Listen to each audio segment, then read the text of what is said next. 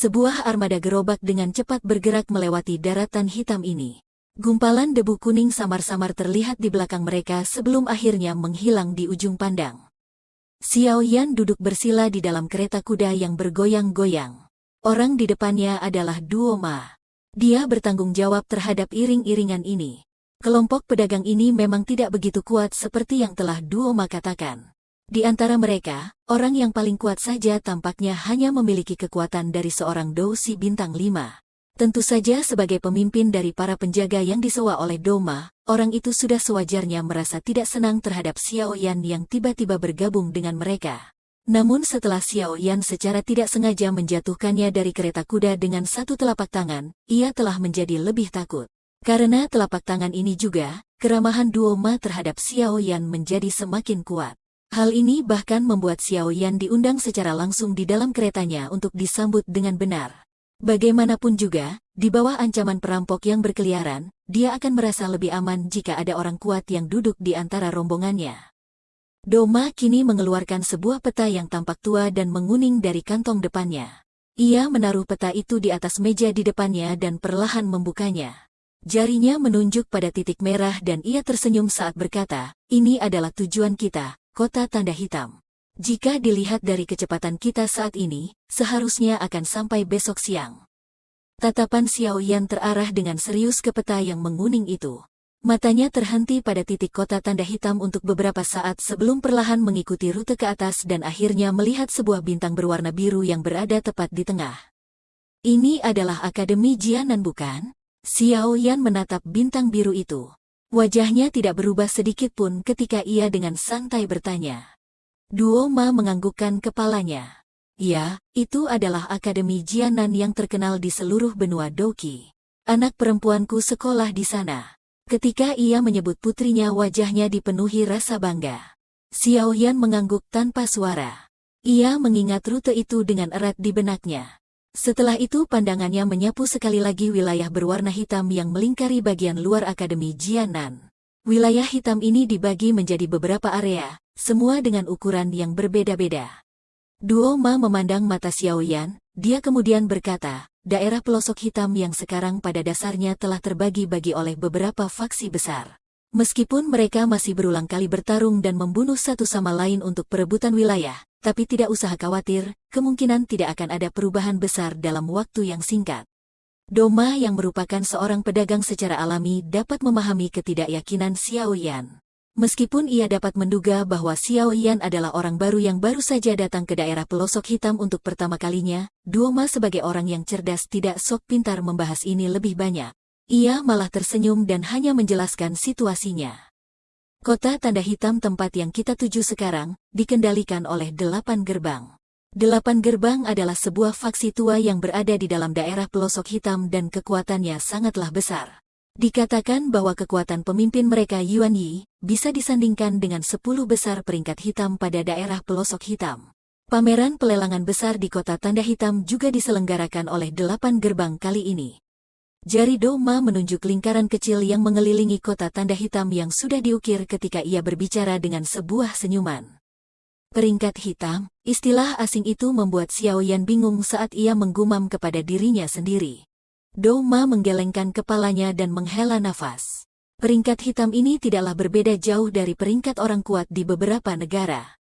Hanya saja persaingan di peringkat hitam ini jauh lebih ketat dari persaingan dari kekaisaran lain. Ini karena posisi 3 terakhir di peringkat hitam direbut hanya dalam kurun waktu kurang dari 2 tahun. Dikatakan bahwa ketiga orang yang menggantikan mereka adalah orang kuat sekelas Do Wang. Wajah Xiao Yan terlihat bergerak ketika mendengar hal ini. Diketahui bahwa 10 kuat dari kekaisaran Jiama membutuhkan setidaknya 1 dekade sebelum ada pergantian. Tapi di tempat ini, bahkan seorang Do Wang kuat pun dapat dikalahkan secepat itu. Sulit dibayangkan seberapa brutal persaingan yang terjadi. Xiao Yan dengan lembut bertanya, siapakah orang-orang yang berada di peringkat bagian atas pada peringkat hitam? Seperti apa kekuatan mereka? Suaranya terdengar penasaran. Doma menyuarakan pikirannya, tidak banyak yang pernah melihat peringkat 1 dan 2 karena begitu misteriusnya mereka. Oleh karena itu aku tidak memiliki pengetahuan yang cukup tentang mereka. Namun orang pada peringkat ketiga adalah seorang yang luar biasa kuat. Konon kekuatannya berada di puncak kelas Do Huang. Terlebih lagi kemampuan pemurnian obatnya sangatlah handal dan bisa dibilang adalah yang terbaik di daerah pelosok hitam. Oleh karena itu banyak orang yang memanggilnya Kaisar Obat. Xiao Yan tersenyum samar dan berkata, Kaisar Obat? Nama seperti itu berbobot besar, siapakah nama aslinya? Do Ma mengusap kepalanya, biarkan aku berpikir. Sepertinya ia dipanggil Han Feng. Dia berbicara dengan sebuah senyuman. Ketika kata-kata itu keluar dari mulut Do Ma, jari Xiao Yan yang tersembunyi di bawah lengan bajunya mendadak bergetar hebat. Api tebal putih tanpa sengaja meletus dari cincin hitam di jarinya yang tengah menempel di papan kereta. Suhu yang tinggi membakar papan itu hingga tercipta sebuah lubang kecil. Perubahan yang mendadak dari cincin itu juga membuat raut muka Xiao Yan sedikit berubah. Untungnya karena tertutup lengan baju, Do Ma yang berada di depannya tidak mengetahui perubahan yang tak terduga ini.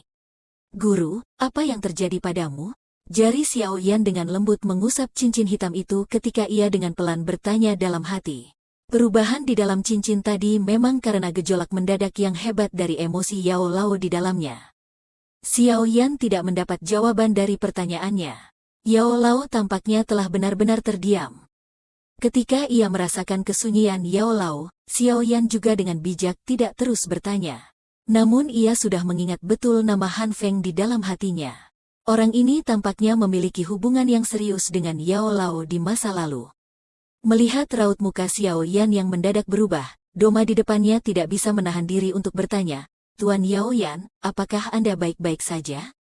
Xiao Yan tersenyum. Aku tidak apa-apa. Ia hendak mengatakan sesuatu, tetapi tiba-tiba gangguan terjadi di luar kereta kuda. Sejumlah teriakan terdengar sampai ke dalam kereta kuda, semuanya waspadalah, badai hitam akan mendekat.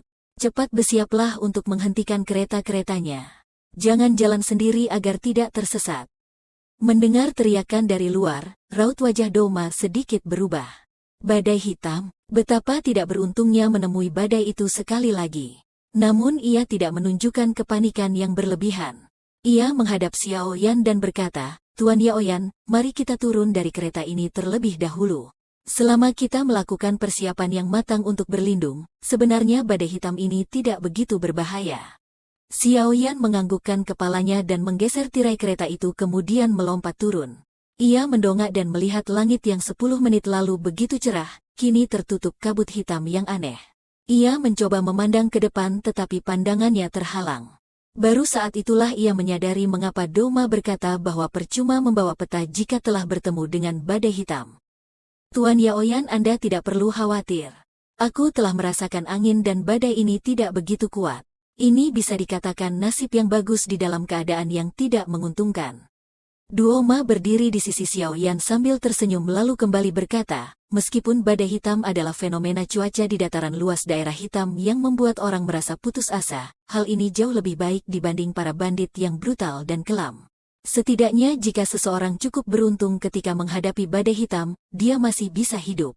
Tetapi jika seseorang bertemu dengan pasukan besar para bandit sebanyak puluhan ribu, kemungkinan dia hanya bisa menyerah dan berdoa agar kematiannya akan lebih cepat. Xiao Yan sedikit mengangguk. Ia hendak mengatakan sesuatu tetapi langit yang tadinya agak kehitam-hitaman, kini telah berubah sekejap menjadi benar-benar gelap tanpa ada pertanda apapun sebelumnya. Tidak lama setelahnya deru angin liar mendadak terdengar. Seketika beberapa orang dengan tubuh yang lemah tertiup oleh angin liar itu hingga tubuhnya mulai bergoyang. Hal itu membuat mereka takut sampai mereka dengan segera menggenggam benda-benda di dekat mereka. Angin berwarna hitam datang menyapu dari angkasa yang tampak gelap. Pemandangan itu terlihat seperti iblis yang membuka mulut raksasanya dan siap untuk menelan apapun yang dilewati. Rombongan yang saling terhubung satu sama lain itu diatur sehingga membentuk lingkaran, di mana kepala dan ekor kereta terhubung. Semua orang bersembunyi di dalam lingkaran. Senjata di tangan mereka ditancapkan ke dalam tanah dengan kokoh seperti paku. Kegelapan yang bahkan membuat orang tidak bisa melihat jari-jari mereka, menyelimuti semuanya. Di tengah angin yang menderu kencang, tidak ada yang dapat merasakan kehadiran orang lain di samping mereka. Xiao Yan setengah berlutut di atas tanah. Ia dengan mantap menancapkan pedang hitam besarnya ke dalam tanah dan bersembunyi di balik batang pedang raksasa itu. Ia mendengar suara dentuman ketika angin bertiup di batang pedangnya dan raut wajahnya juga sedikit berubah. Sungguh tak terduga bahwa yang disebut sebagai badai hitam itu ternyata sekuat ini. Terlebih lagi menurut duo Ma ini termasuk badai kecil. Jika mereka bertemu dengan badai yang sedikit lebih besar, bukankah badai itu akan langsung dapat menyapu seseorang? Kegelapan dan angin liar bertahan untuk waktu yang lama. Xiao Yan yang berada di dalamnya tiba-tiba sedikit mengerutkan alisnya. Ia menoleh pada sebuah titik pada arah tertentu yang jaraknya agak jauh dari dia berlutut. Di tempat jauh itu tampak cahaya merah yang berkilau dan ada suara samar-samar yang berasal dari titik itu. Xiao Yan mengedipkan matanya dan merasakan angin liar di sekitarnya mulai terlihat melemah. Ia sempat ragu sebelum tiba-tiba sedikit membungkukkan tubuhnya dan diam-diam bergerak menuju cahaya merah redup itu. Ia terus bergerak untuk beberapa menit di dalam kegelapan sebelum cahaya merah aneh tersebut akhirnya tampak di jarak pandang Xiao Yan. Ia kaget saat mengetahui yang memancarkan cahaya merah itu tampaknya adalah bentuk tidak jelas sebuah sosok manusia. Gaya melayang sosok itu tampak seperti ketika Yao Lao muncul. Orang ini adalah tubuh roh. Masalahnya ia tampak cukup lemah, kelas Dowling. Sepertinya ada sesuatu yang bersembunyi di kegelapan. Anak muda, jangan bergerak. Tiba-tiba Yao Lao yang terdiam tampaknya telah menemukan sesuatu dan bergegas berteriak. Xiao Yan tertegun ketika mendengar ini. Tubuhnya terbaring di tanah dan ia bahkan tidak berani bernafas. Siapa kau sebenarnya? Kenapa kau mengejarku? Sepertinya aku tidak pernah menyebabkan dendam dengan kalian. Tubuh roh merah bergoyang dan bergerak di dalam angin yang liar. Ia kini menghadap kegelapan badai. Wajahnya tampak kabur dan ketakutan. Suara tawa yang mengerikan mendadak terdengar dari dalam kegelapan. Seketika rantai berwarna hitam melesat dari dalam kegelapan. Benda itu terlihat seperti ular hitam yang sangat lincah dan langsung membungkus tubuh roh berwarna merah itu. Rantai energi yang terlihat menggumpal dan terbentuk dari energi yang sangat aneh menyentuh tubuh roh merah itu. Ketika gelombang asap putih mulai meresap keluar dari tubuh roh merah itu, teriakan yang tajam dan menyedihkan seketika terdengar. Namun sekeras apapun tubuh roh itu melawan dan bahkan mengeluarkan api berwarna merah, pada akhirnya ia masih tidak bisa melawan rantai berwarna hitam tersebut. Ia hanya bisa membiarkan rohnya sendiri melemah sebelum akhirnya dibungkus oleh cahaya hitam yang dimuntahkan keluar dari rantai itu. Tidak peduli seberapa kuat dirimu ketika kau hidup, selama kau menjadi tubuh roh, kau adalah sasaran buruan bagi aula jiwa kami. Tawa yang mengerikan itu berangsur-angsur menjauh di kegelapan hingga akhirnya menghilang. Di atas rumput di dalam kegelapan, Xiao Yan hampir sepenuhnya menahan nafasnya. Keringat dingin membasahi pakaiannya. Ia tidak menduga akan bertemu organisasi misterius yang mengejar Yao Lao di dalam badai hitam. Terlebih lagi, hal yang membuat Xiao Yan terkejut adalah orang misterius tadi tidak perlu menunjukkan tubuhnya ketika ia menangkap tubuh roh sekelas Dowling, tanpa adanya perlawanan dari roh itu. Kekuatan seperti ini sungguh terlalu menakutkan.